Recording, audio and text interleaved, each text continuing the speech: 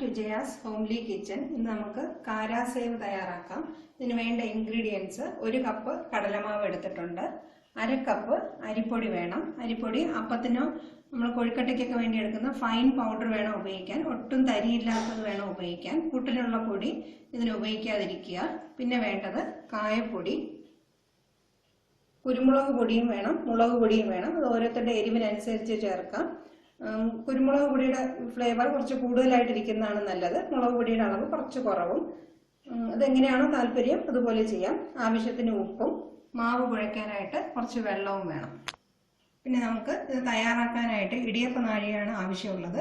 അതിൻ്റെ കൂടെയുള്ള ഇങ്ങനെ കിട്ടുന്ന വലിയ ഹോളുള്ള ചില്ല് വേണം ആവശ്യം. ഇടിയപ്പത്തിനേക്കാളും വലിയ ഹോളായിട്ടുള്ള ചില്ല് വേണം നമുക്ക് ആവശ്യമായിട്ടുള്ളത്. എല്ലാ ഇൻഗ്രീഡിയൻസും ചേർത്ത് കൊടുക്കാം. കടലമാവും അരിപ്പൊടിയും ഉപ്പും കുരുമുളക് പൊടിയും മുളക് പൊടിയും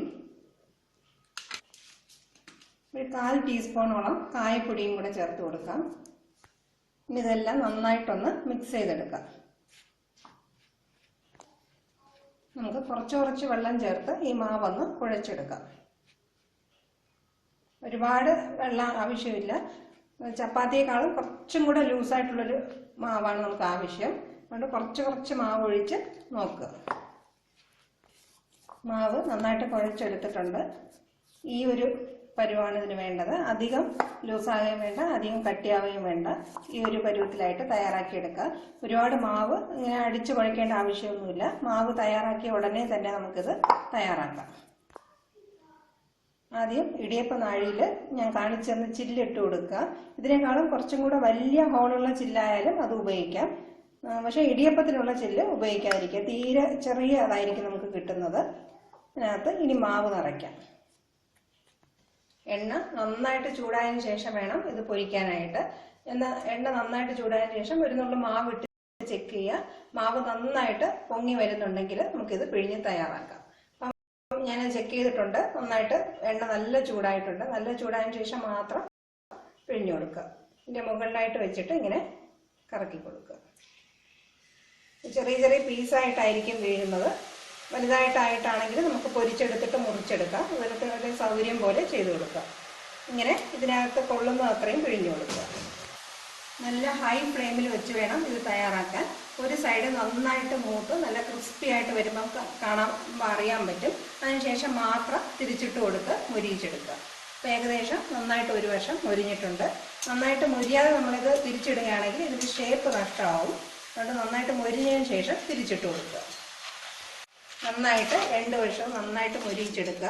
നല്ല ക്രിസ്പി ആയതിനു ശേഷം മാത്രം എണ്ണയിൽ നിന്ന് മാറ്റുക. ഫ്ലെയിം കുറയ്ക്കേണ്ട ആവശ്യമില്ല. ഹൈ ഫ്ലെയിമിൽ വെച്ച് തന്നെയാണിത് തയ്യാറാക്കേണ്ടത്. നന്നായിട്ട് മൂത്ത് വന്നിട്ടുണ്ട്. നല്ല കളറും മാറിയിട്ടുണ്ട്. ഒരുപാട് ബ്രൗൺ ആക്കണ്ട. നല്ല ക്രിസ്പി ആയതിനു ശേഷം ഇങ്ങനെ എണ്ണയിൽ വെച്ചൊന്ന് എണ്ണ നന്നായിട്ട് വടിയിച്ചെടുത്തതിന് ശേഷം ഒരു ടിഷ്യൂവിലേക്ക് നമുക്കിത് മാറ്റാം. ആയിട്ടുള്ള കാരാസേവ് തയ്യാറാക്കി കഴിഞ്ഞു. നമുക്ക് വളരെ പെട്ടെന്ന് തന്നെ എളുപ്പത്തിൽ തയ്യാറാക്കാവുന്ന ഒന്നാണ്. 1 കപ്പ് കടലമാവും 1/2 കപ്പ് അരിമാവും കൂടെ ചേർത്താണ് തയ്യാറാക്കിയിട്ട് നല്ലൊരു ക്വാണ്ടിറ്റി നമുക്കിത് കിട്ടും. സമയം കിട്ടുമ്പോൾ കുറച്ച് കൂടുതൽ ഇത് തയ്യാറാക്കി വെക്കുകയാണെങ്കിൽ നമുക്കിത് ടിന്നിൽ അടച്ച് സൂക്ഷിച്ച് 1-2 മാസം വരെയും ഇത് എയർ ടൈറ്റ് ആയിട്ട് സൂക്ഷിക്കാമെങ്കിൽ ഉപയോഗിക്കാവുന്നതാണ്. ഇത് ചെയ്യാൻ അധികം ബുദ്ധിമുട്ടുള്ള ഒരു പണിയൊന്നുമല്ല. പിഴിഞ്ഞെടുക്കാനും വളരെ എളുപ്പമാണ്. ഇത് കുട്ടികൾക്കെല്ലാം വളരെ ഇഷ്ടപ്പെടുന്ന ഒന്നായിരിക്കും. സ്കൂൾ വിട്ട് വന്നു കഴിയുമ്പോൾ നമുക്ക് ദിവസം ഓരോ സ്നാക്സ് തപ്പി നടക്കേണ്ട ആവശ്യമില്ല. സമയം കിട്ടുന്ന സമയത്ത് ചെയ്ത് സ്റ്റോക്ക് ചെയ്യാവുന്നതാണ്. ഇതെല്ലാവരും തീർച്ചയായിട്ടും പരീക്ഷിക്കുക. ഇത് നല്ലൊരു റെസിപ്പിയാണ്. ഇതിനെക്കുറിച്ചുള്ള കമൻസ് എനിക്ക് തീർച്ചയായിട്ടും അറിയിക്കുക. എൻ്റെ ചാനൽ സബ്സ്ക്രൈബ് ചെയ്യാനും മറക്കാതിരിക്കുക. Thank you for watching my video.